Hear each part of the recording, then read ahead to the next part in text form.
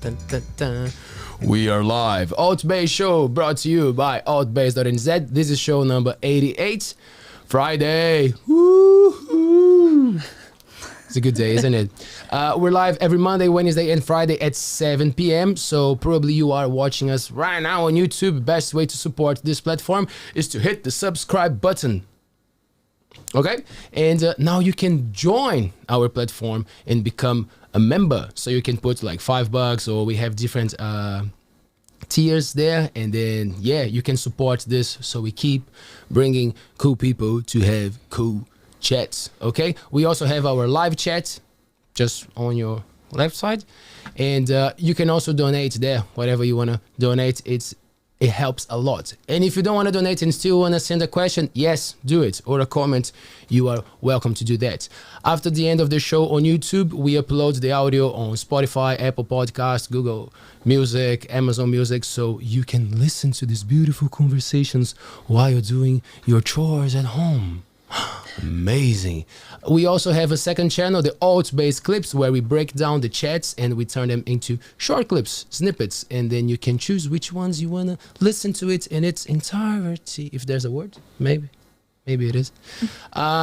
Yes, yeah, it is. I think so. Cool. Young people have fresh memories from school. Not a good thing because I work at the school, right, Paea? So that was actually not great. I should know. But it is a word, so you're fine. It is a word. Yeah. Yes. How are you? Good. How are you? I'm very good. It's been a while. When was the last show you were here? Do you remember? It was not Ray, was it? I think it was Ray. No, it was with Chloe. Chloe and Georgie. Yeah. Yes, that was a cool show. Yeah, I actually really enjoyed that one. That was very nice. We're thinking about doing that more. Do you like that format of having the girls? Yeah, I actually enjoyed chatting? having like somebody new in the seat as well. Like maybe even like switching around was like, that was really cool for me as well. Cool. Yeah. I'm glad to know. How's life going?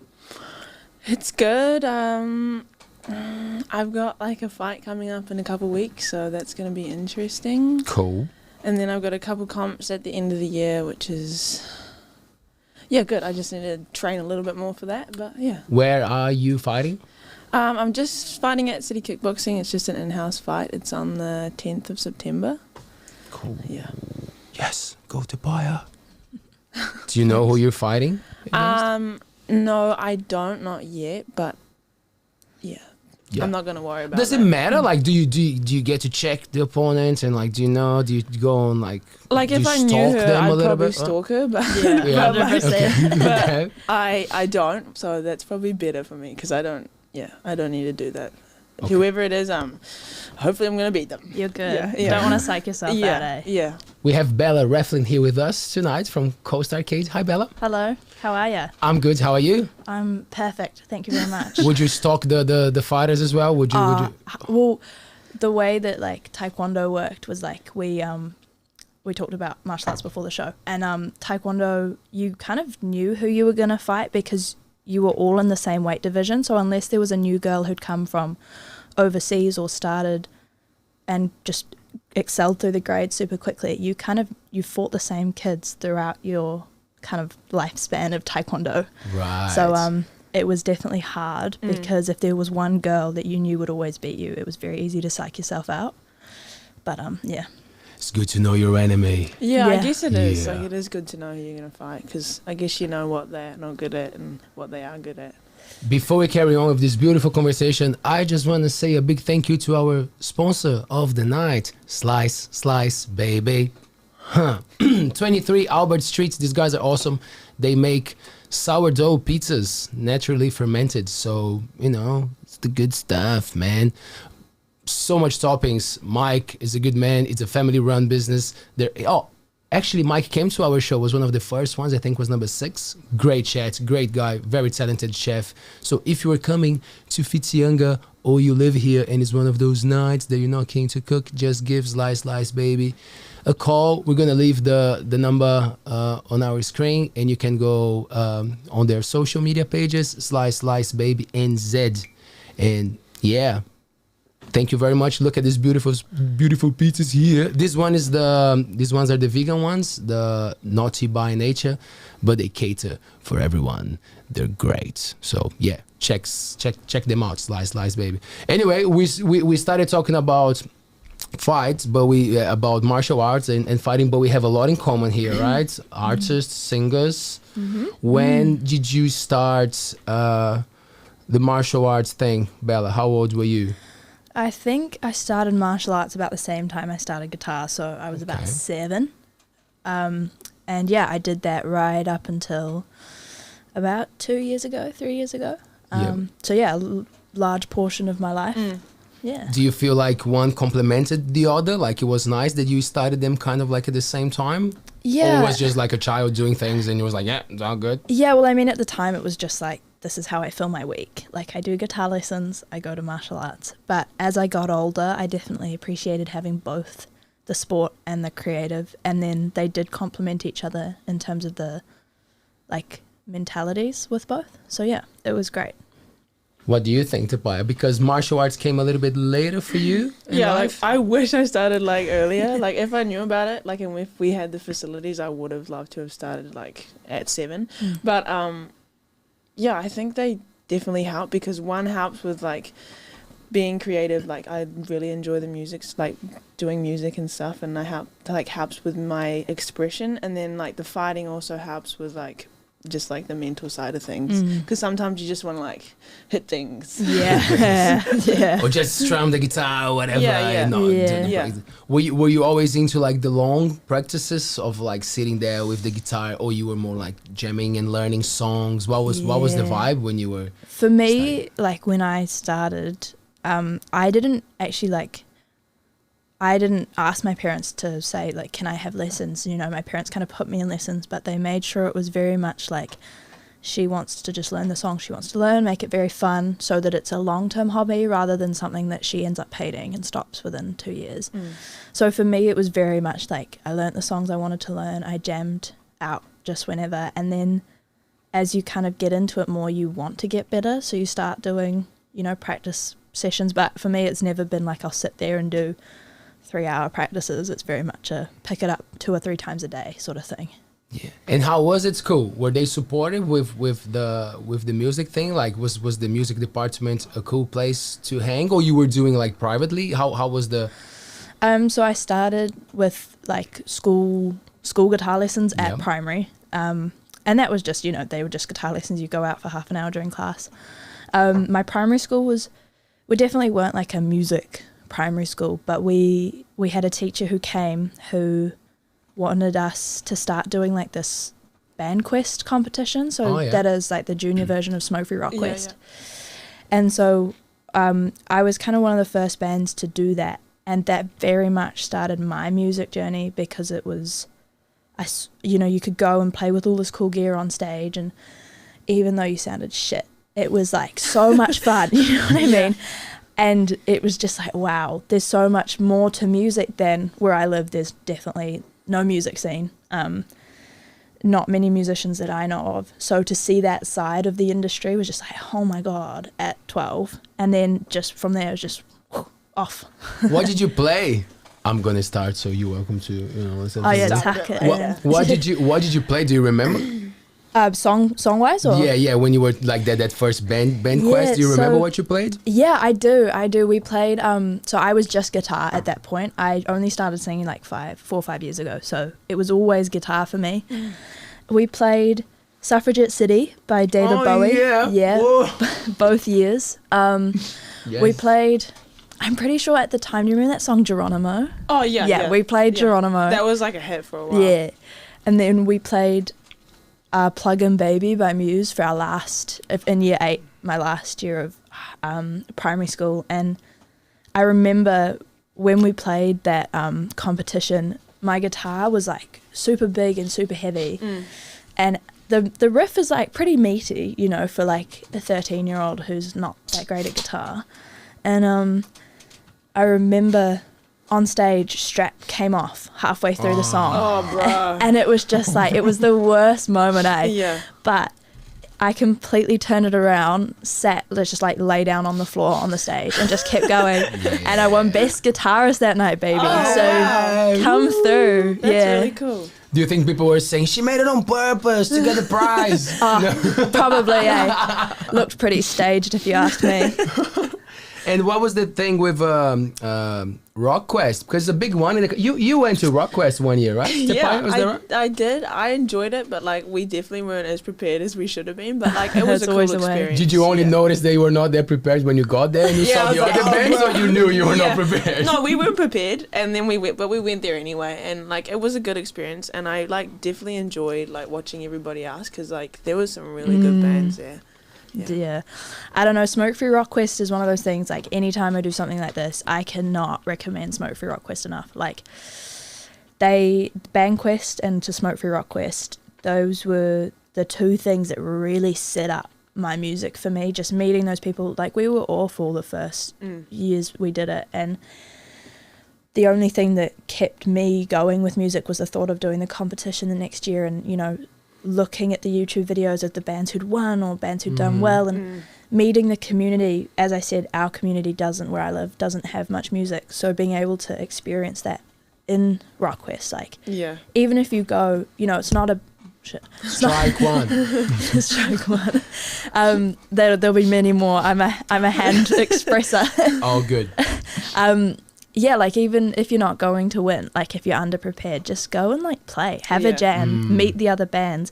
Because, you know, I have done, after leaving Smokefree Rockquest in high school, I've done a bit of like intern work for them because I really enjoy what they do. I really get on well with the team, and I actually just really like stand by what they do. How does it work to do the intern thing? Do you apply for it? So you just rocked up and said, hey guys, I like what you're doing? Yeah, like you can apply. There are like NZ Music Commission sort of things, but I was just lucky in that I kind of knew the team from doing the competition for so many years. I do a bit of photographing, and they needed a photographer for some of the events, so just through that. But then because of, you know, people got COVID, and then I would have to run the door, and you know, it was just good because I kind of knew the team. But yeah, it's just been really interesting to watch, you know, all these young bands come through. You know, I love it. Like, I 100% stand by that. Like, if it wasn't for Smokefree Rockquest, I would not be doing.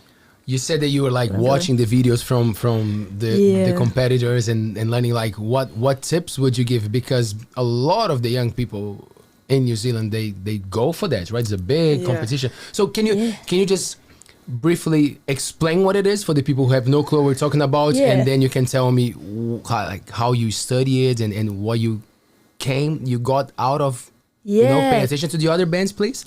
Yeah, so Smokefree Rockquest is like a New Zealand run wide youth competition for kids and bands and solo acts, duo acts who are in high school and going to high school.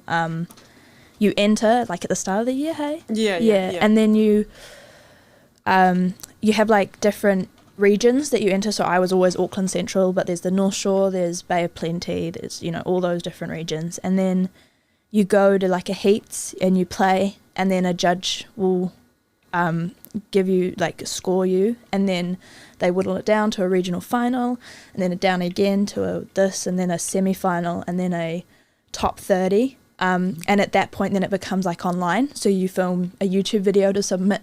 And then from there, they pick the national finalists who come and play in Auckland at a big national final. I think they choose 11 of them. But yeah, it's a real cool competition. And for me, I'm a little bit competitive. But also I just found it really interesting, you know, when I was doing Smokefree Rockquest the first couple of years, you know, we weren't great. And that's, you know, the whole point is that you start, you know, not great, and you get better as the competition goes on. But I really just enjoyed watching the other bands and going, this is a direction we could take, or this is something we could learn from. Look at their energy, look at their musicianship. You know, and it was just taking those little bits. I remember some of the bands that stood out. I think Casper actually was one. Oh, yeah. Yeah. I watched quite a few of their videos because they're a couple years older than me, or a year older than me. And the bands, you're talking about the band. Yeah, Casper. Yeah. Who play quite a few gigs down this way, hey? And yeah, they were always one that I really enjoyed watching their videos. Great songs, got great voice and just great musicianship. And they're obviously doing super well now. So Smokefree Rockquest has had some huge bands, you know, come through, and it's such a like breeding ground for creativity and musicianship. It's really cool. So how was watching those videos and thinking, now we have to put a cool video out there?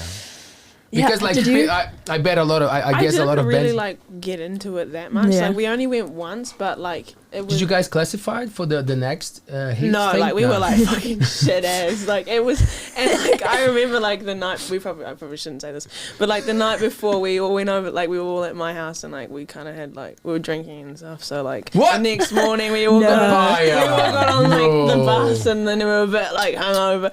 Yeah, and then like so I was like, probably wasn't ideal situation, but yeah, ideal. but like we all enjoyed it, and once we got on there, you know, it was super fun. Yeah, well, that's the thing, like if you go to do it like seriously and you're really good on you, you'll go through like whatever. But if you don't and you just go to like meet people and play your music and express your art, that's sick too. Like they support that, you know. That's what it's about. You know, the winning is just a bonus, you know, the vouchers are just a bonus. But so many bands have come through, not one Smokefree Rockquest. One of those examples would be Park Road, if you've heard that name. So I think they came third, but I don't actually remember, and they're doing incredibly, you know. So it's not about the winning, it's about, you know, making the connections, meeting other bands to then go, hey, we should play a gig sometime, you know. I'm really good mates with one of the guys who MCs a lot of the events, Hako. And shout out to Hako. Shout out Isaac. Yeah, and he always describes it to the younger Smokefree Rockquest events as like, it's like not the final game of the season. Do you know what I mean? Like it's just the warm up. Smokefree Rockquest, you don't go and that be your only event of the year. You know, as a band, you should go to Smokefree Rockquest and meet these other bands, go, hey, let's play a gig, and it should be a process, you know. Throughout the year you do other things other than turning up to Smokefree Rockquest, playing and then waiting till next year, you know. How is the how do you think your performance evolved since going to Rockquest? Because this is something that I pay a lot of attention. I teach the drums here in Whitianga, and I see a lot of the bands getting ready, and it's a part of the job that I really appreciate, you know, like seeing things coming together. But I'm always interested in the performance elements, you know, like because I can see the students who are putting the effort to learn the songs, and I know that they're going to play well, but I'm more interested to see which ones are going to put on the show, you know, the ones who are going to rock on stage and like. Yeah, because that's the thing, you can play it and you can be able to sing something, but then there's also like the performance side of things, because it's like, you're not performing well, then the like crowd's not going to get into it. Yeah, for sure. Like there's such a line there, I think, and with Smokefree Rockquest, one of the things I quite like is like what they judge you on isn't just how well you play, you know. It's like how well you play, the songwriting, the musicianship, the performance, the cohesiveness. Like it's a bunch of different things. And for us, one thing it really taught me especially is like, you know, you're on stage, you know, people are there to listen to the music, right? But they could listen to music anywhere, you know, these days streaming on Spotify, blah, blah, blah, blah, anywhere. They go to shows and they go to live music to get entertained. Like it's a show. If they wanted to just listen to your music, they'd hook up to Spotify, right? So like making it a performance is a real art form. And I think a lot of bands, especially us, have yet to master that real like showmanship with a performance. But it's definitely something we're working on, and Rockquest was definitely a help with that, even though a lot of our ones were online because of COVID. But, you know, having to sit in a room for 8 hours recording this video and doing it over and over again in between coughing fits and things, and, you know, like having to bring the same amount of energy every time because you're trying to wow the judge on the other side of the screen who can't even feel the live energy. Like it's definitely some great lessons in there, eh? When you go back and think like memories that you have from listening to music at home, what was the format? Were you already using like the classic iPods at the time, or like or the family was like putting some records? How was music coming? I don't even Records? What is a record then? I don't. Yeah. What? No. What? I don't even. They're back remember. now. They're cool. Yeah, well, it's a To listen thing to now. All my vinyls now, friends they're have like expensive. vinyls, Yeah, and they yeah. go to Real Groovy in K Road. Yeah, no, it's I don't even remember how we listened to music, but I've always listened to music since I was super young. Like, Dad would always be putting on albums. You know, I have key albums in my head that I remember that he would just loop. Yep. And so those would be on speakers at home or whatever. And then, you know, got an iPod when I was like 10, then downloaded those same albums. Yeah. Like, I just had Dad's music. Like, Yeah. I was not going to spend money on music. And then, yeah, it's just, you know, then you get your Bluetooth in your car. And yeah. What were the albums? Some of them. Some names. Arcade Fire, The Suburbs was a big one. We were actually just listening to that, Dad's just there. Hi, Dad. Hi, Dad. Yeah, so Arcade Fire, The Suburbs was a big album we would just listen to on repeat. A lot of Phoenix Foundation. Oh, yeah. Yeah, really into that. We had Broken Bells, self-titled album Broken Bells was a big one that played. It's a little alternative. It's like the singer from The Shins and a producer, I think his name's Danger Mouse. It's really cool music. I really enjoy it. And lots of Kings of Leon. Oh, Lots of Kings of Leon. Yeah, so those were just a few, but there's many, many, many more. Yeah. Do you remember the Paea? Were you the same vibe, like a bit of like iPods or like on your on CD? I don't even know. I don't think know. I I asked just this stuff because, like, listen to my phone and stuff. Yeah. Like, that's kind of all I remember. But like, I know Mum always had music on, because like whenever we were doing stuff, there's just like music on the TV, Yeah. music on the radio, music. The radio, eh? Yeah. It doesn't get old, eh? The radio is just like there's There's stuff some good stuff on the radio. there's some good stuff Yeah. on there, and you get to learn, Yeah. right? So otherwise, because sometimes you create your own playlist and it's the same songs, but Yeah. like you go for the radio and they're telling you something. I actually really enjoy listening to like other people's music, just like what they get into, because I feel like music tells you a lot about a person. Yeah, 100%. So Coast Arcades, 4 of you guys. Yes, you 4-piece. and 3 crazy boys. 3 crazy boys, yeah. So we've got That's how it works, right? With the crazy people, good music comes from Always. crazy people. always, yeah. So we got myself on lead vocals and guitar. We've got Chris, who's my age, who's on the other guitar, and then Tom, he's 16, he's on drums. Real good drummer. 16. Yeah, so we've got 2 16-year-olds. So I'm 19, Chris is 18, about to turn 19, and then Tom and Nate, who's Chris's brother, on bass and drums. 15. So Oh, yeah, wow. they're little, Yeah. they're little babies. Yeah. How long have you guys been together for? About a year and a half now. Oh, yeah, So cool. not long. For them, it's very much at the start of their kind of music journey. Whereas for me, you know, having been through the Smokefree Rockquest and Bandquest since I was quite young, it's kind of, you know, halfway through now. Because you had a couple of bands before. I like, obviously your Bandquest is just your typical primary school band with like Yeah, a yeah. real bad name. Yeah. It's like Bleeding Roses or something like that. And then the other band I had from year 9 to year like 12 was a band called it's called Ragaire. What does that mean? It's Gaelic for Midnight Wanderer. That's actually pretty cool, though. It is. Yeah. It's pretty cool, but it just meant that the pronunciation got butchered. Oh, like yeah. Ragaire, like Yeah. Georgia Parker, if you're listening from Smokefree Rockquest, she butchered it every single time. Every single time without fail. And I don't think she's actually got it right once, to be honest, even talking about it now. Yeah. But Ragaire was cool. It was a lot heavier, like it was like hard rock in my indie rock perspective. Yeah. We had my mate Leo, who's actually like super into heavy metal. He was the bass player, so he had super long hair and like would wear his like battle jacket or whatever they call them with all the patches Yeah. and shit. Yeah. So he would write like these real heavy songs, and then I would take them and make them like slightly softer rock. We had Rena on guitar, and then actually my mate Damon, who was in those primary school bands with me. So yeah, it was really fun. But it just kind of, and we did Smokefree Rockquest. We got to the National Final in year 12. But it was one of those things where we were definitely different musicians. You know, I was in that kind of more pop indie rock kind of vibe. Leo really wanted to go metal, and Damon was actually an incredible cello player, classical cello player, and he wanted to kind of pursue that. Yeah. So for us, it was super fun while it lasted, but it reached its kind of, okay, we've got out of this now, what we want, it's time to go in separate directions. Yeah. And it, you know, in year 13, I was like, you know what, one more attempt at Rockquest, you know, like so close. So put Coast AK together super quickly at the start of the year, practicing like 8 hours a week, like something crazy.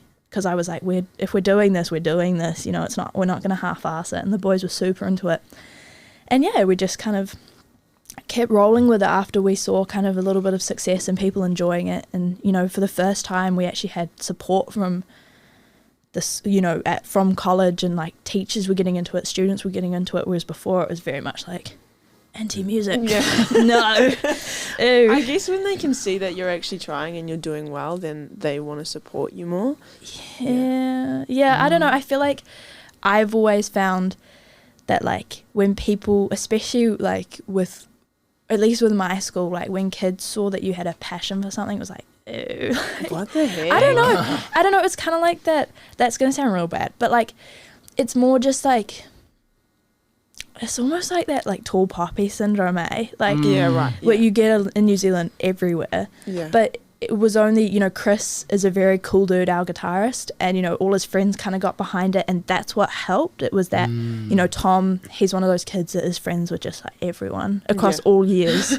He's from the UK, he has a funny little accent, Right. like, you know. Yeah. He's just a crack up dude. And, you know, so people liked the characters and kind of got behind it a little. And, you know, we're still kind of trying to foster that. It's definitely been a process for us to try and build some kind of fan base or a little bit of support, and we're still working on it. But it's definitely, Coast Arcade was definitely such a flip. Like that last year of high school was so different from how it had been with Ragaire, just from the mindset shift and, you know, teachers actually getting behind it and going, this is really cool, we want to come to your gigs, like you should play in assembly, like those sorts of things were sick. Yeah. And then you guys hit pretty well with like recording the track's very well recorded, by the way. Thank you very much. Yeah. So how was that process of like, let's get one track down, let's get the video clip done, because were there tracks before Tattoo? Like recording? Like in that level of like, because it looks, that was it. Yeah. So because we haven't been together long, and Rockquest was our main focus last year, so we never really thought about recording, and we didn't even know if Coast OK was going to continue after school. We were just kind of a bit like, we'll see how we go. But after we finished Rockquest, we were really enjoying it. We were getting good feedback, so we were like, we should keep this going and we should put out some music. And so Ragaire had put out a song through Rockquest with called Passing Grey, and Passing Grey was done with Rockquest's like funding. They do that for their national finalists with a guy called Christian from Parachute Studios, and Christian's just like one of those guys who's super good. Like anything he does just sounds really good no matter the genre. So we were lucky enough to kind of record with him and Parachute over a couple days, and we'd saved up money from gigs and things that we'd been playing to put towards that. And then so the recording sounded really good. It took a while to get right, because I'm quite particular about the sound that I want for Coast Arcade. You know, it's a real balance of being raw indie K-Road and then being pop and commercial. Like it's a bit of a balancing act for us, because that's the sound I want. So it took a little while to get right, a bit of mixing going back and forwards. And once we got it, we were just like, yeah, this is the one, let's just do it. You know, you can't, if you sit on something for too long, it's never going to be perfect, Yeah. And so yeah, we got it together, put the dates in to release, and filmed a video ourselves with a tripod.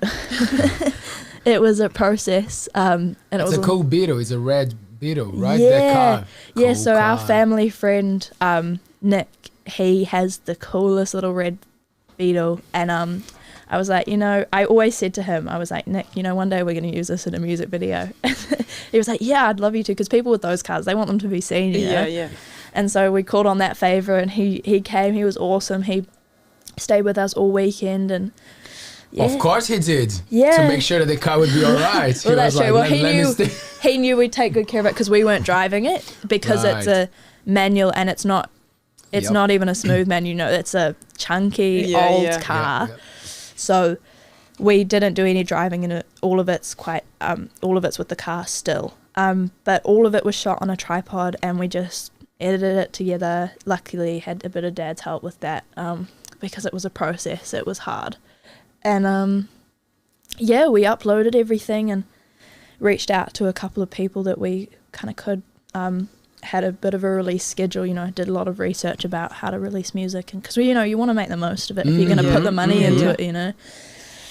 How did you find that process? Like, do you find New Zealand like being like accessible to find information, to know the people? How is that part of the process? I guess it depends on the type of person you are. I mean, for me, I really enjoy the businessy side of music. You know, it's not just about the creating for me. It's about the networking. It's about the knowing the people and the communication with it.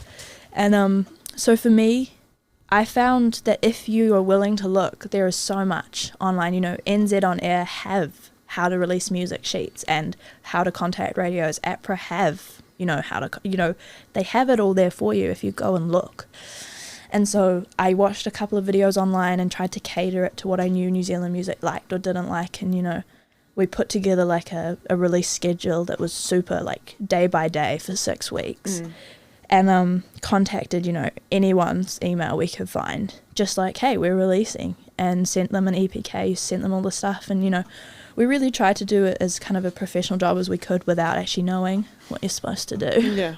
And yeah, it turned out real well. We were super stoked with how it went the first time around. You know, we got on a couple of the student radio networks and placed in the SRN top 10 and came 11th in the official New Zealand Hot Singles. Yeah, I saw that. Which was That's pretty super cool, stoked. Yeah, we were super stoked with that, because that was one we were kind of unsure about, because it's kind of that data is taken from a bunch of different places, not just like radio play or streams. And we reached, you know, 5,000 streams pretty quickly, which is a lot for like a band who don't release music and don't have a following at all. So yeah, we were super stoked. Our music video got onto MTV Unplugged, and yeah, we were vibing. Nice. Oh, that's really cool. Yeah, we were stoked with that. So yeah, we're just, it was a good learning curve for me. And, you know, I've revisited the release schedule and switched it up a bit to see what did and didn't work. And so yeah, when we go to release again, then hopefully it'll be even better, and then we can revisit. You know, it's just a process. Cool. When you said the MTV thing, is it like a New Zealand local MTV, or like you send to American MTV? So how does that work? They have a New Zealand Australia MTV, and it's like called MTV Upload. So I don't think, because I didn't see anyone do it. I've never seen anyone do it, but I was just kind of like, it would be cool to get it onto MTV. I wonder if there's a way. And so you go onto the website, and MTV Upload, you can just send them your music video, and then they'll look at it and they'll either be like, yeah, cool, we'd love to play this, or maybe not. Yeah. Cool. And so yeah, it was super easy. It's just an email with a link, you know, and then it goes on MTV, and that looks really cool for your Instagram. Yeah, it does. I look at it, I was like, Makes you look, that one to yeah, because I was looking through your Instagram and oh stuff. yeah, having a cheeky stalk. Yeah, but it's really cool. Yeah. I said it to Paea. I said, come on, Paea. Yeah, because I was like, have a look at it. Yeah, you have to get to know it. Yeah. Yeah, no, it's one of those things that makes you look a lot more professional than you are when you get on things like that, but people don't actually realize it's just sending an email.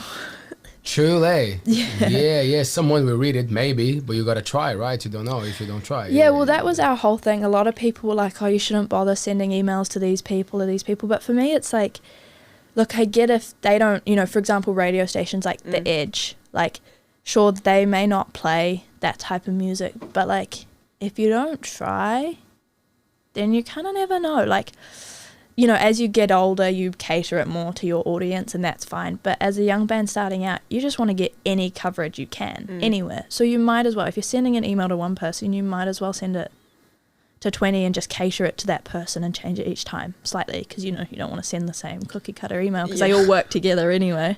True. But, you know, like, if you're going to put the time into it and the money into recording, you know, if you've got the time and energy, you should be putting everything into that. You should be getting it in front of whoever you can, in my opinion. That's my theory with it. No, that's like a really good mindset to have though. Because if you're going to put all that effort in, you might as well just full send. Yeah, that's Yeah. the thing, eh? It's Yeah. like, why not? Like, that's just the whole thing. Like, why would you not send Yeah. it to this and this and this? And even if they don't reply, when people don't reply, that's already an answer, you Yeah. know. And sometimes it's feedback, because some people are actually keen to take a minute and say something about your track, right? You might get something, maybe it's a no, but it's a no with something. Yeah, Oh, I liked absolutely. this part. I didn't like that part that much, or maybe you could pay attention. And you're like, oh, cool, I got something out of this. you know? Yeah, and it's all about the way you phrase it, you know, like if you're emailing them and you're like, hey, this is our first email like this, we'd love feedback. A lot of people took the time to give you that feedback, like, and that's great, you know, whether it is or no. And, you know, a lot of people didn't reply, and that's fine too, because I sent the email, I know I did my part, and then they either didn't see it because they get swamped, or they just were like, maybe not this time, and that's totally fine. That's no issues, but I put in my end of the work, you know. So I felt fulfilled and happy, and like I'd given it the best shot it could possibly have. Good on you. How is the vibe in the studio? Like that moment that now it's on, mic's on, let's do it, time to sing the track.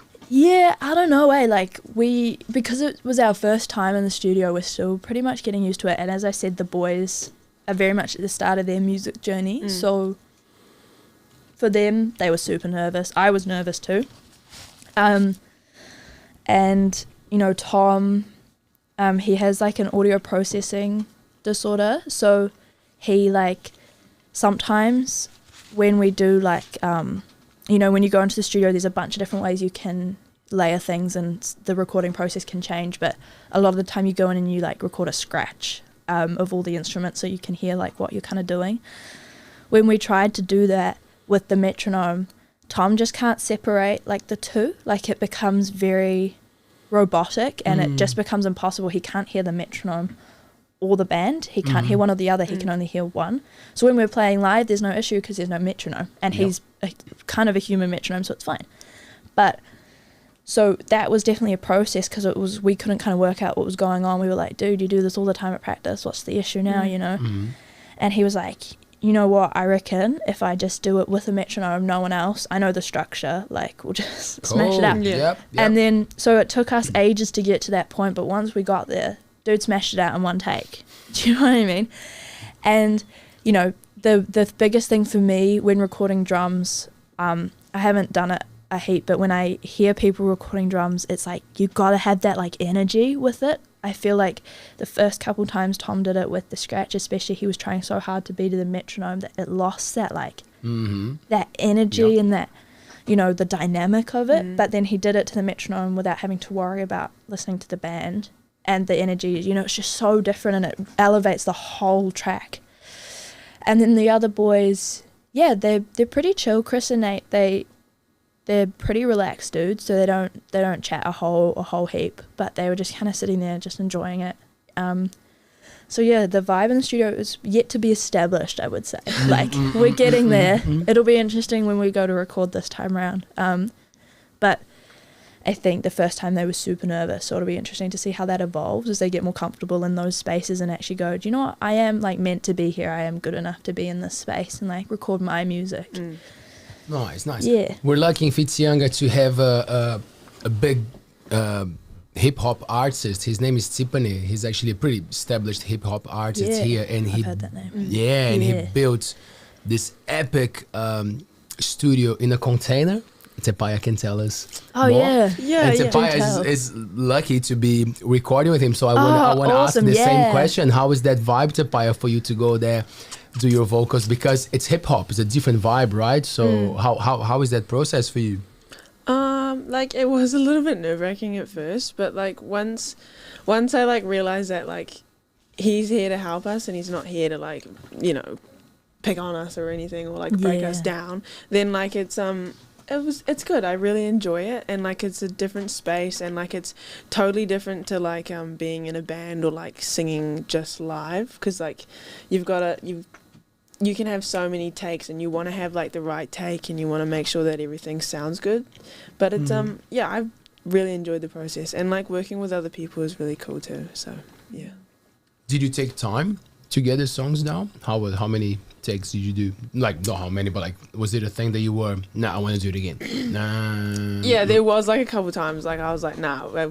But the way he records, like I can just like sing over and over again, so we don't have to like go back for like more takes. But that's so good. Yeah, but like, yeah, I really enjoy it. It's good, and like listening to my voice and like just the way that I want to sound. It's like I kind of, each time I go back, I kind of know what I want to sound like a little bit more, which is good. Yeah, with my experiences were always like, it's a bit of a ritual that you get into, because that's gonna be the take. I might play this song forever, but that's the take that people are gonna go back to and listen to it, and you know, so that there's like a little bit of pressure, but also that cool thing of like putting yourself in that position. I'm like, I'm gonna smash this. I'm gonna make it sound awesome, but you also don't want to overplay it. There's a line there for sure. There's a line there. But it's a fun thing, so different from the live performance. That's why I was asking like about the energy, because you really learn a lot when you perform, and then you record, and then you go like, and then you compose, and then you think, oh, this song's gonna sound cool live, but how are we gonna make it sound awesome in the recording? And then you have to navigate so many things, as a band. And someone, are you the one composing? Do you? I write all the music at the moment. The boys, not really into it at this point, but I've noticed they've started to gain a little more interest with it. So hopefully, you know, I really like collaborating. So at some point, I'm sure they'll be jumping on some songs. But at the moment, it's just me. And that's, you know, as you were saying, like, there's so many different lessons to learn from all the different parts of being like a performer. And, you know, I write all the songs. I literally just plug into an interface and then into GarageBand in my room and just create all the pieces for all the songs. And then, you know, from that point to like a few months later, they change so much, because you know, you hear them on GarageBand, they sound great, and then you take them to the band and it doesn't quite flow, so you change it, and then you play it live and you watch how the audience reacts, and then it's like, oh, that part went on a bit too long, and you change it, and you know, you just switch and change and alter until it's like, that's the one.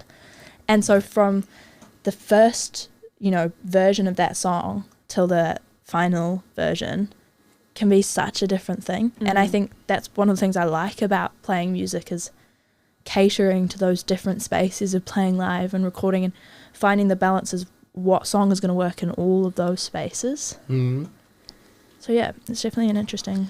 Have you you go to Paea. Did you want to say something? Oh, I was just wondering like how you write your music, like your lyrics and stuff like that. Like, do you find it challenging sometimes, or do you have to write to like the music, or do you just write stuff and then put it to the music? Honestly, like, I'm still figuring out my kind of road with it. I wouldn't say I'm like an expert songwriter, you know, like I only started a year or two ago. Like, it's a very new thing for me. And it actually just depends on what I'm writing for. But with Coast Arcade, like, it usually starts with like a little riff or something, you know. I've come up on the guitar, I'm a guitarist, so I do that kind of first. And then from there, I just, it either builds the song completely musically, which is usually the way. So layering drums, bass, guitar. At the moment, I write all the pieces for the song, so bass and guitar. And then when I take it to the boys, they'll either go like, yeah, love it, or like, I want to make these minor tweaks, and that's cool. But usually they're just happy with it.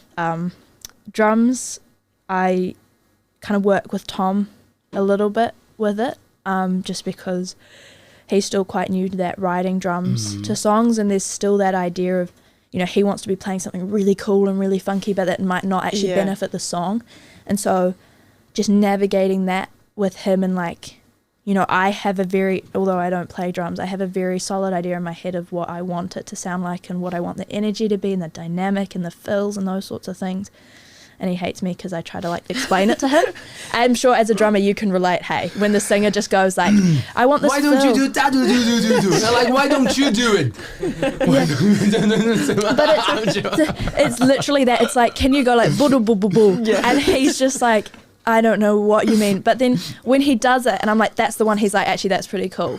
So like, it's not all bad, but I definitely like him to start kind of getting into it, but it's definitely something that will take time, because, you know, at the moment I feel like writing what's going to serve the song the best and, you know, holding down that rhythm is really important. But yeah, and then for me, it's probably super simplistic, but I, throughout my like day, I have my phone and I have my notes on it, and I just write down like phrases or words that I think are super cool sounding. Like with tattoo, the word tattoo is pretty cool. And then I kind of think of things that I associate with that word. With tattoo, you think of something permanent, and then if you think of permanent, you know, you're getting something on your skin permanently. It could be, you know, it's quite an intimate thing. You know, it can be in an intimate place. It can be, you know, a tattoo of someone, and to have them on your body is like a commitment for, you know. So you think about those meanings with that word, and then you kind of just piece it together, and it creates its own meaning. I very rarely write a song going, I'm feeling this emotion, I want to write about it. Yet I might get to that point, but at the moment it's just very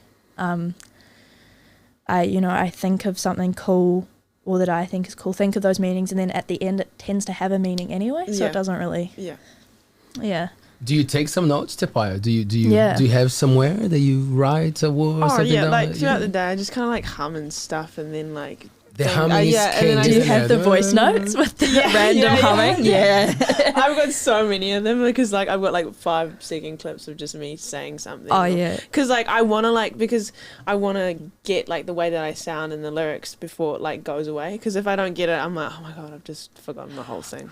Yeah. Like I wake up in the middle of the night and I've dreamt like a really cool song, and then you sing into the phone half asleep, and then you wake up the next morning, you're like, what the fuck? I know, you're like, that was so bad, but you know what you want it to sound like. I would never show it to anybody else. No. But like, absolutely not. I know what it like. I know that it could sound really good. That's good. Usually mine are like unusable. I'm like, what the fuck was she thinking? What is that? I hope they don't steal my phone. Yeah, no, I would be screwed. Yeah, those voice notes would end my career. Yeah. Like, they're bad. Some of them I definitely need to delete though. My brother, it just sounds so bad. Yeah. Well, but you gotta go through those things for anything, right? Like it's gotta start somehow. But the funny thing that you mentioned, like telling the drummer, you know, of course I made a joke out of it, because that's I learned a lot by doing that. I play with different projects, but there's this guy Stu who I played with, like we have a duo. It's like a folk punk duo, like folk punk. Yeah, a Sick. bit gypsy, just like It's actually really cool. Stripped back drum kits. I play standing the drums, and awesome. and he plays like acoustic guitar and harmonica, and the way that we interact is like that. It's like, oh, what are you thinking? What have you got? And then I go, oh, I got this, and I feel like it needs no, you know, something like that, because I cannot play the guitar, but I know what will fit my beat, and he's the same. Sometimes he starts and he's like, can you do a and I'm like, okay, like it sounds like mad people talking, right? But like, it's a great way, and what we're noticing is that like sometimes is that intimacy, is that time together that makes you comfortable to do that. Yeah, I would not be able to, like my brother. Do you know what I mean? Like all the boys adore them, but Tom is at my house all the time because he's best mates with my younger brother, so they're at the same age at school, and like Tom is at my house all the time, raiding the pantry all the time. Like he is just the bane of my existence, but I love him. And so with Tom, it's just like, you know, we bicker like anything, but, you know, we spend so much time together that it's just that energy, that dynamic, that kind of connection. You can see it on stage as well. I feel like Tom and I are so in sync with each other.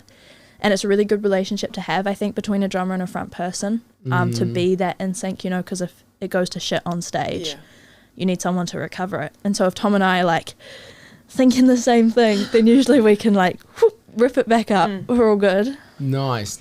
Yeah, it's a healthy way to play with people, you know, like it's establishing and finding those places where you can say those things. It doesn't happen all the time, so it's good when it happens with the drummer. There's a lot of foundation there involved. Good on you. Yeah, definitely. Do you get to, so how old are you? I'm 19. You're 19. Yeah. So like, do you get to because you play, I was reading that you played at some cool venues, the Wami Bar, what was the other one that, Neck of the Woods? Neck of the Woods, it's a cool venue in Auckland, all the K Road vibe. Have you been out there? Not really.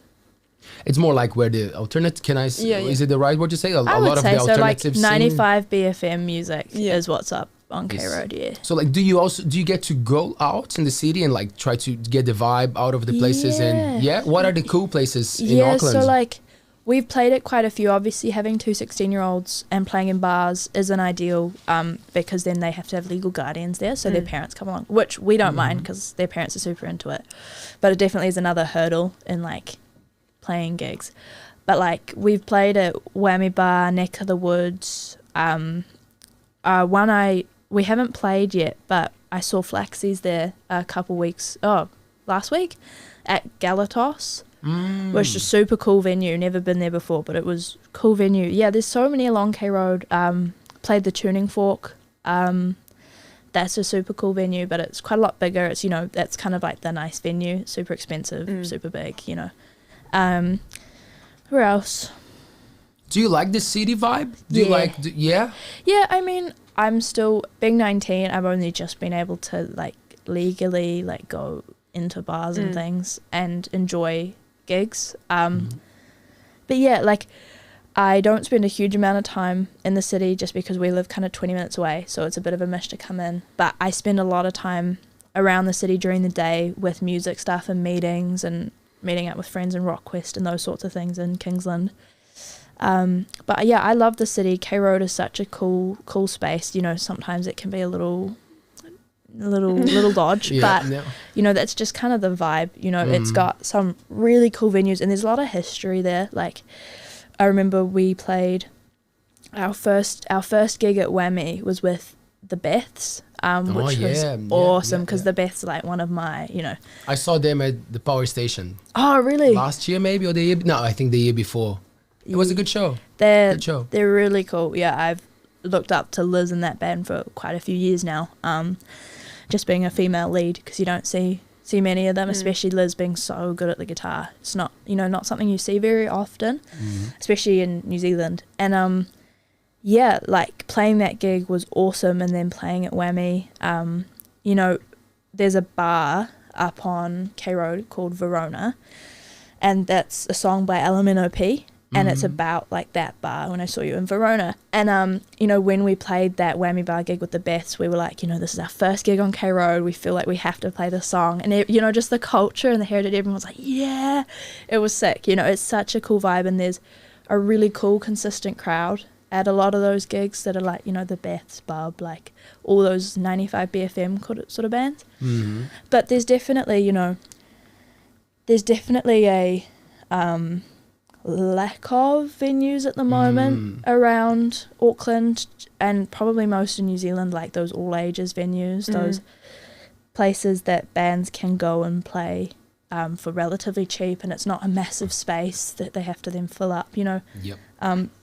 That is more for the music, not only for the drinking, right? Yeah, well, you know, totally understand venues have to make their money, you know, that's the whole part of it. But for us, you know, growing up young in this scene and having 16-year-olds in a band, trying to work out like places to play, to put on your own gigs and to fill it up at an all ages venue, there's just like nowhere. Like you come to a stop, you got the underground on K Road, but a lot of our crowd from where we are, wouldn't want to venture up to K Road at night, or like wouldn't want to come that far.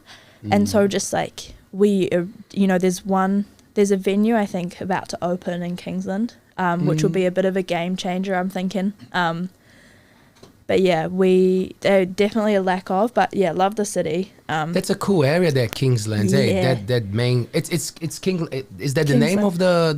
It's like that little towny place. Yeah, yeah. Oh, have you been to Kingsland? I feel like I've heard of it. And what is it close to? This is just a city. Like it's Mount just Eden. Yeah. I've been around there. I'm sure. I'm sure. Yeah. Well, like I spend a lot of time in Kingsland at the moment, just with you know, meetings and things. And there's a cool bar in Kingsland called 605 in Morningside, and there are a lot of musos go there. They have an open mic night. They have a quiz night. The guy I was talking about before, Hako, he runs like the quiz nights there, and a cool crowd. You know, the Rockquest team go, a lot of the bands kind of head down there for a drink. And there's a venue and studio about to open just down the road from there called Big Fan, which will be a really cool venue. Like it's I think it's going to make a lot of changes in our scene. And yeah, like Kingsland's a real cool spot, I think. What are the bands, let's say like New Zealand, Australia, at the moment that play a similar style from where you guys see your band going? Like which ones are hitting big at the moment? I don't think there's any band that we go like, oh yeah, we want to sound like them particularly. Like, because that's one thing when people have asked us for things that we sound like, we can't really give like a straight up like, yeah, that's us. But we definitely take inspiration from a lot of different places. You know, we kind of merge quite a few genres. We do like the whole indie rock pop stuff, and then we've got some surf influences. We've got a little bit of punk in there. Like, totally varies. But you know, obviously the Beths is a big one, being female vocals with the heavy kind of Oz Kiwi accent. And then I really love Spacey Jane, that like kind of clean indie rock pop sound. But yeah, like there's not one band that I would be like, yeah. Have you heard the band Dick Move? It's a chick. Dick Move, yeah. Love Dick Move. She's great. She's that so singer. cool. She's fire, man. She's like, I haven't. They were going to open Dick for the Move. Foos, hey. Yeah. I was so pumped Were for you that. keen to go to that gig? Did you have tickets? I didn't have tickets, but I think Tom did. Tom is a massive Foo Fighters fan. He's huge. He met Taylor Hawkins actually when he was here. Yeah, Tom. Wow, cool. Tom's little brother Bowie is named Bowie Taylor after Taylor Hawkins. You know, like Tom's parents are super cool. They're from the UK. They go to Glastonbury festival like every year. Tom's been every year since he was like 4 or something crazy. He's just got back. That's where he was. He was overseas for a little bit. But yeah, he's super into the Foo Fighters. I really like Dick Move. Super cool. Yeah, and did you hear that Foo Fighters is doing like a tribute, like a show, I think next really? week in London? Like they invited a lot of cool musicians Cool. to play a tribute to Taylor Hawkins. I think it's gonna be like live streamed or something. Yeah, Oh, That'd be awesome. cool. Yeah, definitely tune Yeah. into that. yeah. I got to see them live maybe like 3 times, 2 in New Zealand, 1 in Brazil. Cool. What a show. Yeah. I'm Yeah. curious to see what they're gonna do. Like they're obviously they can pick, I would say, a lot of amazing drummers. Yeah. But that connection that Dave Grohl and Taylor had, that was something very, I don't know if you're much into Foo Fighters, but yeah, there was a great connection between the yeah. drummer and the singer. And you know that the drummer passed away? Did you? No. Yeah. Recently the drummer passed away. Who's the singer? Dave Grohl, so he used to be the yeah. drummer for Nirvana. I've listened to like a podcast about him. It's pretty good. That yeah. guy. Yeah. yeah. He's so cool. Yeah. Yeah, I mean, it's that thing of like, there are so many great drummers out there, but that connection, and it's like, that's Taylor Hawkins. Like, that's not something that you can just like replicate. Do you know what I mean? Like, he is a drumming idol for so many drummers. So to just be like, yeah, we'll just like have this guy fill in. You have to have someone pretty special, I think, especially to win the crowd over as well. Like with right. it.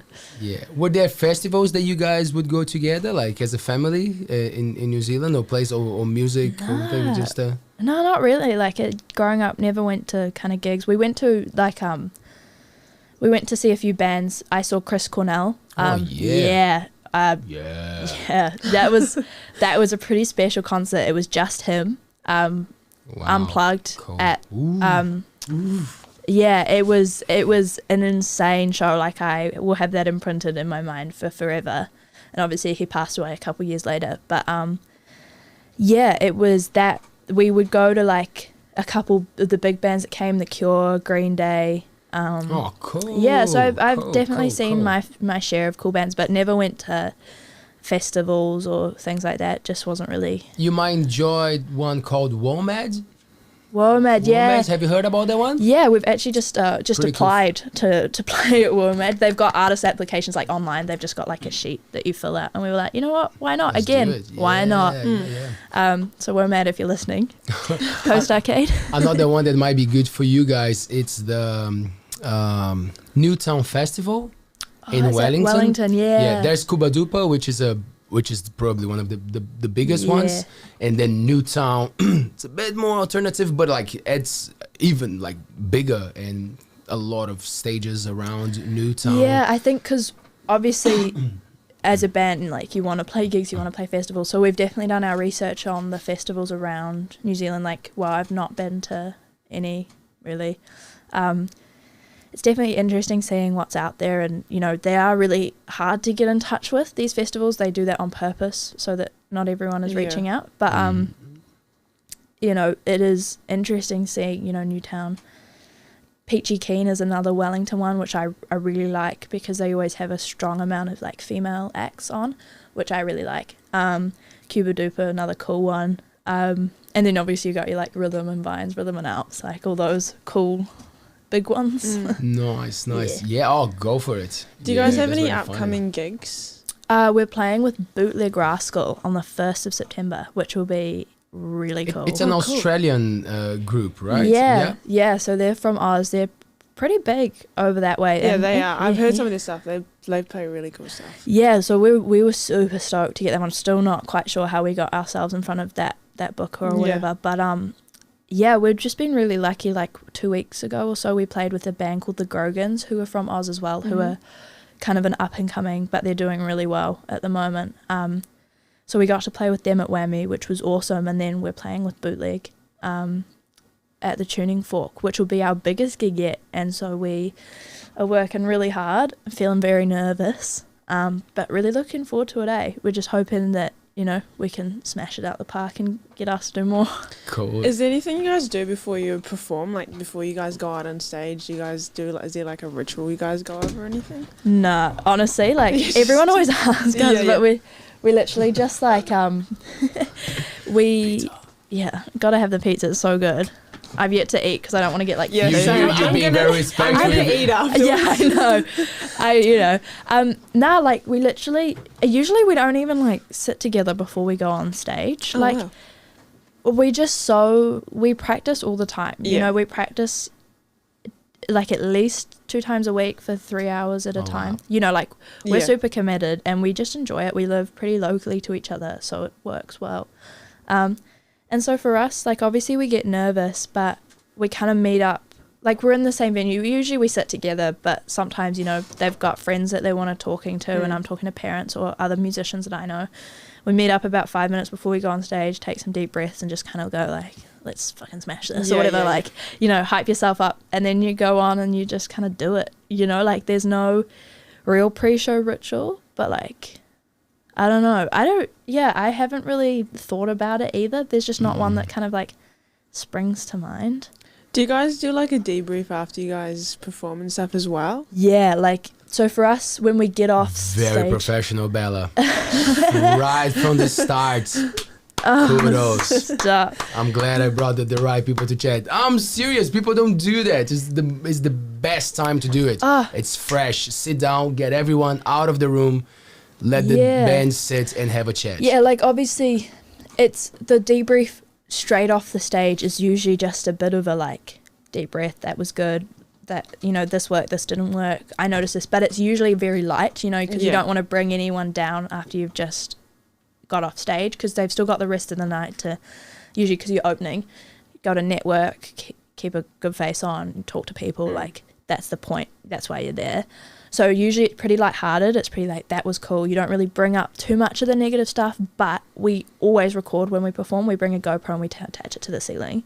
Sound isn't great, but when we have our next practice, we'll go over the video and just go like, did you hear that? Like, did you hear that? Did you hear that? That worked. That didn't work. That was really cool. Do that next time. The crowd was really into this. The crowd didn't seem so into it here. Maybe change that. Like it's, definitely lighthearted when we get off stage, because it's important, you know, especially having 2 16-year-olds, you know, and, you know, Chris and the other boys still quite new to that performing thing, and so am I actually at that level.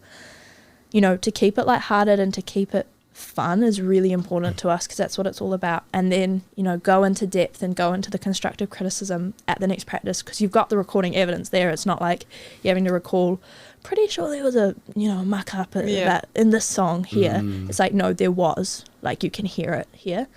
And so we go through, we analyze, and we do that every time after we perform, because that's just how we get better. You know, it's how you know what you have focus on and direction.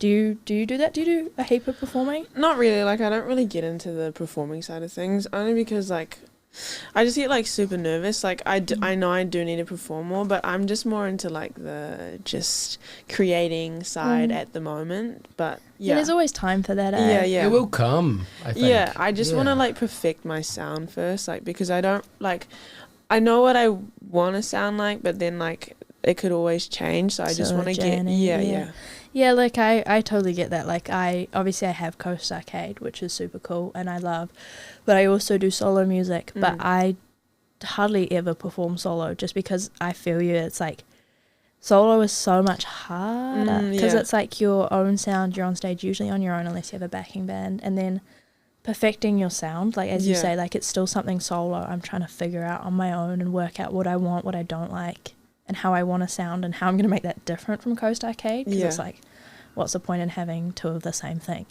So yeah, I totally get you.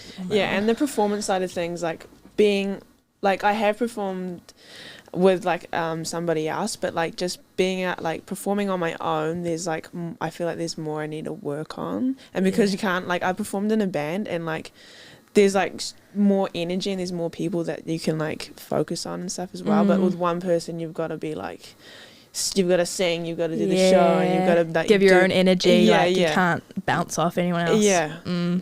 Do you think the thing with the feedback is the same with the when you go for a competition, when you go fighting? Like, do you do that debrief after? Do you have a chat with the coach or whoever? How does that side of the story work? I normally know like what I need to work on, like after the like I can only say for jiu-jitsu, but like if I win, like then normally I'm just like pretty happy and like I've done well. But even through winning, I feel like I can still learn new things. But I actually do not enjoy it, but like through losing, I feel like I'm learning a little bit more about my game and stuff like that, and like what I need to work on. So I from like as you say, like winning and losing both have different kind of feedbacks. Like when you win, it's like, why did I win? Like what enabled me to win? What did I do that was good, and what am I going to do again? But normally I know what I've done to win because I've been practicing it. Like, so I'm like, it's worked and like it's paid off. Yeah. But then sometimes through the losing, I'm like, oh, you know, I should have done this better and I could have done that better. And then you can just carry that on to the next match. Yeah. So Bella, what happened? You told me before the show, but what happened that you don't fight anymore?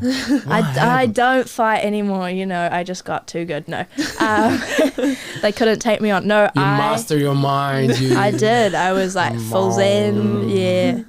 No. Yeah. So I did taekwondo. Started when I was 7. Finished up a couple years ago.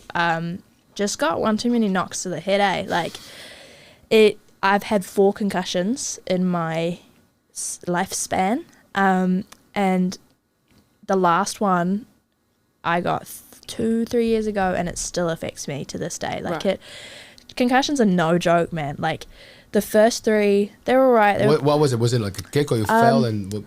The last one was actually just a punch in training, just to the jaw. Super light, you know. It wasn't anything too gnarly, but it was just a sweet spot. Wasn't quite covering it, and you know, the ones beforehand had been gnarly enough to like build up. And so with concussions, your brain never heals, it just like reroutes how it works.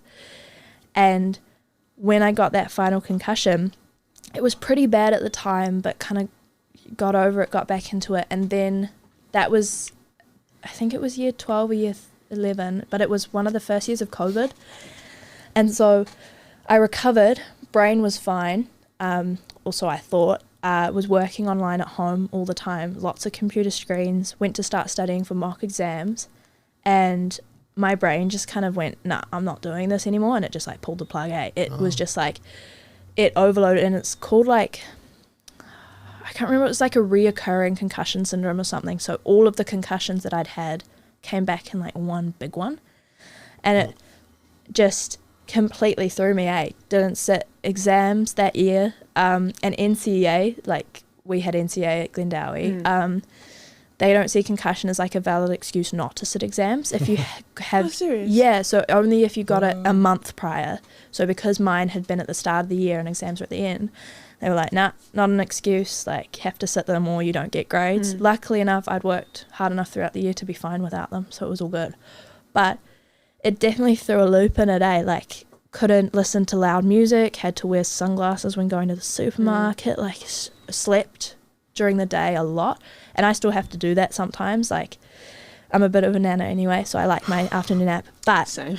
yeah, like, would have to sleep from, like, 2 o'clock to 3 o'clock every day in order just to be able to, like, function.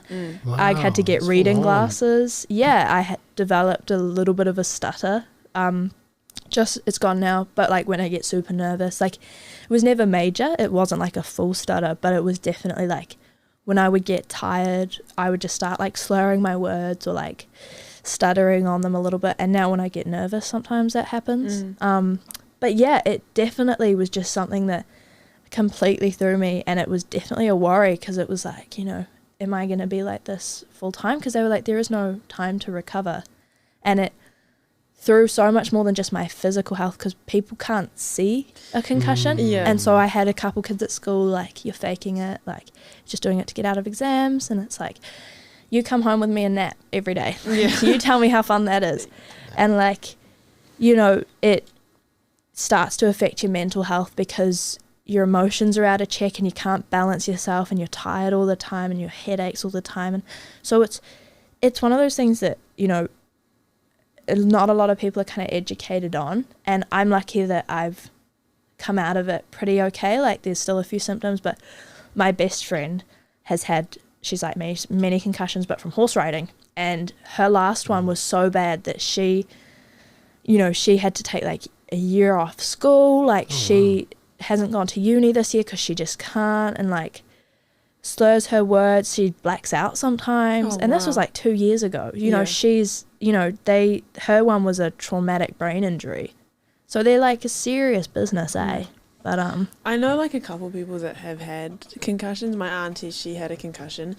Well, she still kind of, like, she still does. And, like, it is kind of hard because, like, because people can't see what you're going through, they just think, like, it's not even real. But, like, her, like, I feel like her personality changed for a while as well, like, and then, like, sleeping and stuff, and, like, having been able to work and stuff, which has been, like, it's hard, eh? Yeah, it is, because it's not just sad. headaches. Yeah, it's like, and people don't understand it because they can't see it. No. Yeah. Have you had one, Paea? No, I haven't. Well, not that I know of, but I have gotten hit in the head quite a few times. You probably have, because a lot of people don't, like, because they're so mild, and a lot of the symptoms people don't classify as, like, concussion symptoms. They just think it's like a headache. But, you know, you probably had, like, a mild one and just not known, especially doing what you do. Because like, I've gotten kicked in the head a couple times. Yeah. Are there moves in jiu-jitsu that would get to something like to hit in the head, or it would be more for the kickboxing? It'd probably be in the kickboxing, but to be honest, I have been kneed in the head a couple of times. Absolutely. From jiu-jitsu. All of my taekwondo ones were, like, except for the last one, which was a punch to the head, but the other 3 taekwondo ones were, like, all, like, accidents. Like, they weren't actually, like, getting punched in the head. It was, like, me falling mid-match and getting, like, kicked or kneed, like, on the way down. Or I'm pretty sure after a match, we did, like, a kickboxing tournament, and I fought this girl who was an insane, I think she's over in Bali now doing kickboxing, like, she's insane. And I just got my ass handed to me. Do you know what I mean? And so my head was feeling a little bit tender, pretty sore. And then after the match, my brother came up to me, like, jumped on my back and, like, elbowed me in the forehead. And, like, yeah, it was just like, you dick. But that, again, mild concussion. And, you know, like, some of them, the first couple were fine, but after that 4th one, the doctors were just like, you know what, you just can't do it anymore. So I had to give it up. I taught for a couple of years there, which I loved because I really enjoy working with kids and I find them super cool little humans. Yeah. But it just kind of got to the point What where did you teach? Taekwondo. Oh, cool. Yeah, Wow. so I You're taught. getting the principles and everything. Oh, cool. Yeah, man. so it was real sick. Like, I taught for quite a while. I would teach ages from 2 to, like, 14. 2? Yeah. Not all. No, they were the coolest little things. Like, they were a pain sometimes, but it was called a Cubs class, and so they didn't do the fighting. It was more like stranger danger, fire safety. Right. Like, it was martial arts principles, but not wrapped in martial arts. It was more like fun kicking pads and playing games and just getting into the idea of those principles. I loved it, like they were just the coolest little dudes, and they so different personality wise, and then you started teaching the older kids and started teaching the martial arts, and it was super cool. But watching these kids do like the martial arts and the fighting, the stuff that I really wanted to be doing, was just really hard, because it, all my friends were suddenly getting really good at it and moving past the point where I was, and still going to each other, training with each other every night on the Fridays. And I would do like a specialist training class with like an 11-time world champion. We were talking about him before, Carl Van Rood. Yeah. He was awesome, and I was super close with my squad. We were like a family, and it was just real hard to like suddenly pull the plug on that because of something that you can't control. And knowing that you not be able to go back to it. In a few years I may be able to go back to training, but a knock on the head would just not, it would not be good. That sounds really tough. Like I would hate that. Mm-hmm. Yeah. Like watching somebody do what you really want to do, it must be really hard. And teaching it as well, teaching them all the stuff that you've learned to train up for these moments, and like having to impart that knowledge and knowing that you can't actually like use it really anymore. But I was just lucky that at the same time I had music. Yeah. So I was able to then focus full attention to music, which I'd kind of already started doing anyway. I kind of got to a point with taekwondo, just started a new love for the fighting, but was getting a little bit bored of the same old patterns and same old, because with martial arts there's that theory side. Yeah. But yeah, and all of the principles from taekwondo, all of the theory and that sort of thing really has crossed over into so many other aspects of my life, like the discipline, the commitment. So that was really good, and I'm really grateful for martial arts for doing that. I'm sure you would feel the same about the drive that it teaches you. Yeah. I feel like because you have to be so disciplined with like the martial arts, otherwise you're going to get like fucked up. So you've got to like, with like, it kind of translates into other things that I do as well. But yeah, I feel like it's definitely helped me mentally just as much as physically. Yeah. Yeah, it's one of those things, it's just like it's so hard both mentally and physically, and at times when you're training and when you're fighting, you're just like, this is it. Like, I've reached my breaking point. Yeah. I don't want to do it anymore. I'm getting punched. I'm getting beat up. I hate it. But at the end of the day, you always, you came to the debrief. Yeah. We at Carl Van Rood, we would always do debrief at the end of the session, and you just think back and think like, this is actually pretty cool. Like, the fact that I just get to like train people train with people in a safe place, and like get to experience like martial arts. Like, that's cool, like knowing how to protect yourself and like being confident with it. Well, you're not competing anymore, but if people go on stage trying to stage dive and they spend too much time on stage, you're going to get your kick ass, motherfucker. Yeah, well, I'm pretty stern, so I just get the mum voice out. I've got my teaching voice, You just give that look. With those, those kids, they knew what was coming when those, like, that look. Yeah. Stop that, or, Yeah, do you want me to go get your mum? Like... Hey, we got our live chat on YouTube. It's happening. We got Chris Team. Hey, Chris. Go Bella. Whoop, whoop. And then... That's our guitarist. Oh, cool. And Tom Boyton. They're actually Go Bella. watching. They are watching. There you go. Go boys. And we have a question from Mr. Roberts. Mr. Roberts, congratulations for coming third in the karaoke competition. It was the best personification of Freddie Mercury that I've ever seen. Beautiful mustache, man. Keep that on. Awesome. His son didn't recognize him and was crying because he shaved and left no. Yeah, but it was worth it. Paid off. It paid off, man. Great performance. Congratulations. Anyway, he's got a question for you, Bella. He asked, what's the worst song you've ever saw live that you enjoyed the recording of? That's a cool question. I don't know if I can like... But you know what I mean? Like, sometimes you see a band playing something live and you have that expectation because you love the recording, and then maybe the live was not that great. Has it happened to you or no? It's definitely happened. I don't know if I can like say it. No, I can't say the band that I can't say the bands that I'm thinking of just friends because with them. I wouldn't say that we're like friends, but we're definitely in the same circle. So I would hate. Right. But it's all, sometimes things just go wrong on stage, and that's what helps. But I can't really think of like, you Any know, of like, those big ones, like when you saw Yeah. one of those ones that you Oh. really like, and then maybe the version that they played live, you were like, I just okay. well, because the bands that I've seen live, those bigger bands are so polished at this point that they know what they're doing. But when we saw The Cure, they what song were they playing? I can't remember what song. I think it was definitely one of the ones that I enjoyed a lot, like Just Like Heaven or something like that.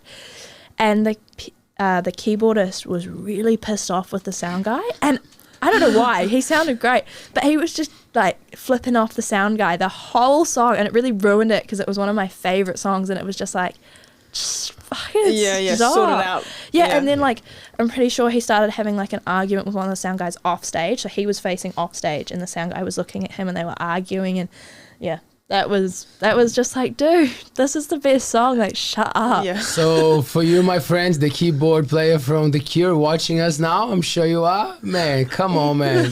keep the posture, man. Yeah.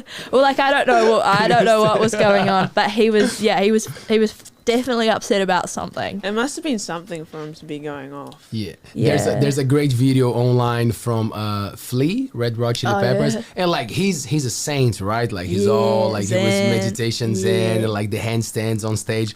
But there's this great recording of someone just got with the phone, like of Californication, that his bass stops working. It just stops. No, like, and that's like the best part. I know, right? And this Wow. guy comes and he tries to and like it just stops, and then he gives up. He gives up, and he starts like rocking with the crowd. See, that's what you gotta It's do. so good. You're like, go, man, and he's just like dancing and grooving. You're like, come He's on. so cool. That's the That's attitude. cool. Yeah. That's how you gotta deal with it, eh? Like shit goes wrong on stage all the time, and with those big bands, you'd think at that point they'd be used to it, eh? Because it's not anyone's fault. You just gotta roll with it. I mean, it's annoying, but Yeah. it's Are, what it is. are you going to Chili's? Do you like chili peppers? I'm not going to the Chili's. I think Nate, our bass player, he's super into the Chili's, eh? That's his thing. I enjoy the Chili's. Like I'll listen to them, I'll put them on, but it's not something I'd be like, oh my god, the chili peppers. Yeah. Like, you know. Yeah. They're just, I respect it, but it's not my top tier, you know? Fair enough. And we have a cool comment here from Molly. Dear Molly, now you are a member. Thank you for joining our platform. And she says, it is great to see someone young with great taste in music and who is so switched on. Awesome. Yeah. Oh, thank you very much. I appreciate that. Pretty cool. Just the way that you're talking about, you know, like the performance and how the band should be operating. It's mature. Good on you guys, you know, like so you. good. The boys are lucky actually because Yeah, Molly they from the are. Monkey Theatre, eh? That's I think it is. It Yeah, is, I it think is, it's Molly. Yeah, thanks Molly from the Monkey Theatre. So the Monkey Theatre is that venue that we were talking about before the show. That is a more like alternative one in here in Whitianga, and we wanna make some connections to take you guys there to perform. We went to have a look for that actually, but couldn't find it. Maybe it's just Google Maps, whatever. But I think was it Beat Fairy? Yeah. Yeah, they That's got in Molly. yeah, so Yeah. Molly, they got in touch with us just Nice. before, like last night before coming down. So cheers, Molly. Oh, Cheers, cool. Molly. I appreciate yeah. that. Yeah, we had a chat yesterday, and I was telling her like how we can do these things, you know, like Yeah. of bringing you guys to rock and Whitianga. So next time. cool.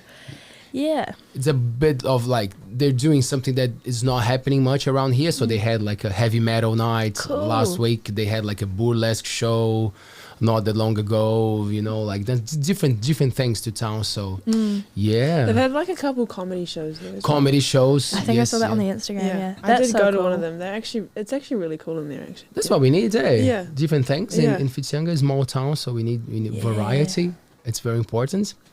Bella, how is Coast Arcade's online presence? So like if we want to find you guys and how do you deal with like are you the one behind? I'm the one. Yeah. So social media, we are at Coast Arcade on everything. So TikTok, Instagram, Facebook, YouTube. And yeah, I mean, social media is one of those things that we've really tried to tap into a whole heap. For multiple reasons, just including that's our audience, you know, is that the people that are on social media are probably our kind of audience.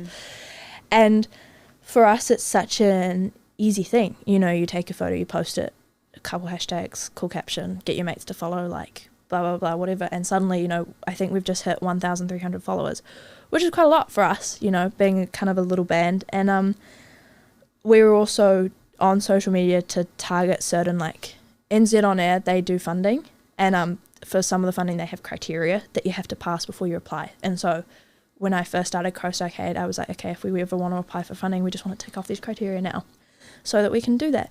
And one of them is having 1,000 or more followers on Instagram, a social media platform. So boom, done, easy. But yeah, we really wanted to target that one, and social media is a really cool platform for bands to access at the moment, I reckon. Like, it's one of those things, it's, you know, it's how we link up with a lot of our mates who are in music and in bands, and it's how you keep in touch with people. You know, you don't really write letters anymore. Yeah. But I might write to Benji from Flaxies and be like, hey dude, gig in Whitianga in summer, and then it'll get to him in summer and he'll be like, sweet. Yeah. I feel like they'd read it because it's a letter. Like, they probably don't get a lot of letters. Yeah, you get excited now. Yeah. What about the TikTok? Have you convinced the bands to get on TikTok? It's really funny. We got our first TikTok hate comment the other day. Oh, no. I know. Welcome to the club. Welcome to the club. Yeah. Oh, really? Yep. There you go. The funniest thing is it's actually a kid from high school, from our school, who is posed as someone else from high school. It's really crack up. But he commented, terrible hippie music on TikTok, and I was like, that's such a good insult, eh? Like, it's a terrible, great insult, yeah, because it was take just screenshots and save it. we did good. It was so funny to me, because it's just like, what kind of an insult, like terrible hippie music, because it's not even hippie, like, it's just cracked me up, and the boys found it hilarious. But we don't post a huge amount, like, definitely no TikTok dances. The boys have sworn off those. But we post the occasional photo montage. Like, I want to start doing more kind of like vlog-ish kind of content, because it's not a lot of things bands have tapped into. Yeah, but I know like a lot of people are into that. Like, I'm definitely into that kind of stuff as well. Just like seeing what people go through. Like, come to a gig with us. Like, nice. It's a good idea in my head, but it's just actually like taking the time to do it, edit them, and also making sure that, like, it's not just me talking, because like the boys, Tom talks quite a bit, Nate and Chris, they'll chat, but they're not super comfortable in front of a camera just yet. So like making sure that the vibes are good before we start trying to put everything online.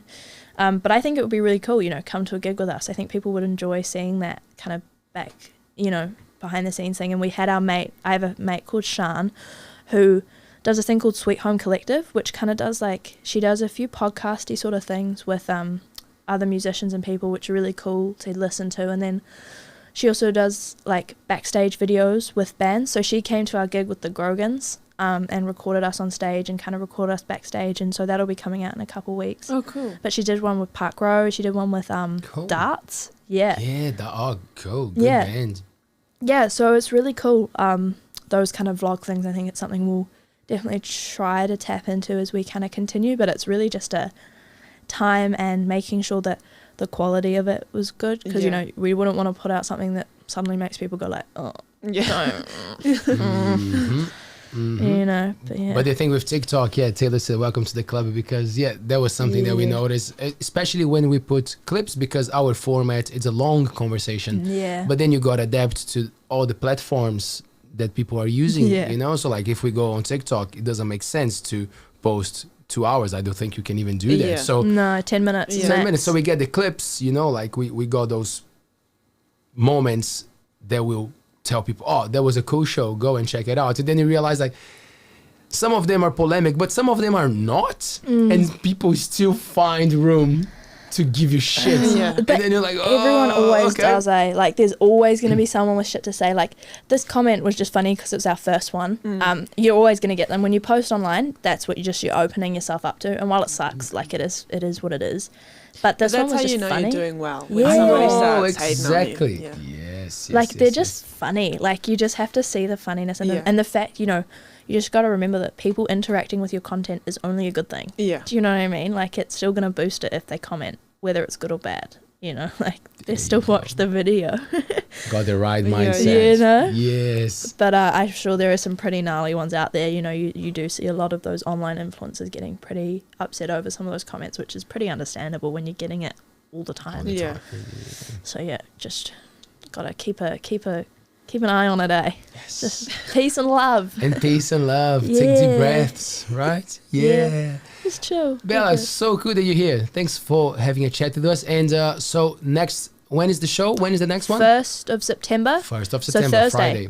Oh, Thursday. No, Thursday. you're right. I Thursday. think- I hope. Amazing. Cool. Yeah, so Tuning Fork tickets still available. So if you feel like making a journey up to old Jaffa land, please do come join us. It's not as Nice. bad up there as you think. And then you guys are on a mission to record some new tracks. Is that what's happening as well? Yeah, we just booked our studio time, which we're pretty stoked about. And I'm hoping to produce this coming track. I was like, do you know what? Why not? You know, like, what's the worst that can happen? I think you'd be really good at like you're really switched on about like everything else. I'm sure you'd be good at this too. Thank Oh. you. Yeah, I don't know. It was just, I write the songs. I know how I want them to sound. And also, for us, it's just a journey. Like, this is what it's all about. Learning how to do this stuff. If it doesn't work, it doesn't work, Oh, well, do it again. But we're working with a guy I've worked with on a couple demos for my solo stuff, which is super cool. And, yeah, really excited to get in the studio. So hopefully the single will be coming your way late November. But that's Cool. kind of to be arranged depending on how we go. Cool. Yeah. Congratulations. That's awesome. Keep Thank us you. posted. Yeah, totally. And thank you so much for having me. I really enjoyed myself. Yeah, it was To been both good. of you. Yeah. Thank you. I definitely need to listen to a few more bands. Yeah. But Maybe I need to Yes, listen to yes, some yes. more hip hop Yeah. as well, I think. Yes. Broaden our horizons. New Zealand music, like we're doing our best to support local artists, Yeah. like people doing music Yeah. here because there is a strong audience. There's people interested in knowing what's Totally. going on, especially now. Well, now we're starting to get more international acts, but it's still, with the New Zealand music's strong, man. I feel like the scene's Yeah. definitely growing. Like I feel like there's 100%. definitely more musicians, and because of social media, it's so much easier to get exposure. Like 100%. back in the day, I feel like it was just a little bit harder because it was harder to network and get your stuff out there. But now, you've got Instagram, TikTok, Facebook, and there's so much. It's so much easier to get your stuff out there. Yeah, this, especially over COVID, while it was really awful for a lot of the music community, what I noticed, especially in this younger community, once venues started opening up, those big festivals that couldn't get international acts, that was filled with Kiwi artists, which was Yeah. awesome, and there are so many talented Kiwi musicians that no one even knows about, and to give them a platform like social media and Yeah. platforms like this, Coast Arcade, tiny, but get to come and talk on something real cool like this.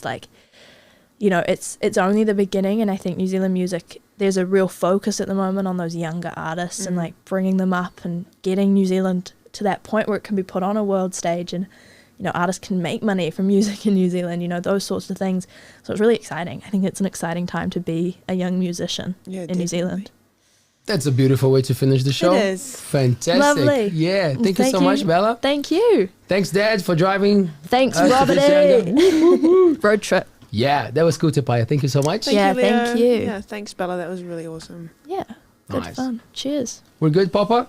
Awesome. Thank you so much. So, we are back next Monday at 7 p.m. You know what to do. Subscribe to our channel, join our platform, and it's Friday night. We're going to have the girls I'm are gonna eat the some girls are pizza. so polite. They didn't eat the pizza. Nah, they didn't we're want to gonna- have pizza in their mouths. Tucker in now. You Yeah, yeah. wait. It's gonna As be soon as gone. the camera's off, I'm Yeah. So let's do it. Peace. Bye. See ya.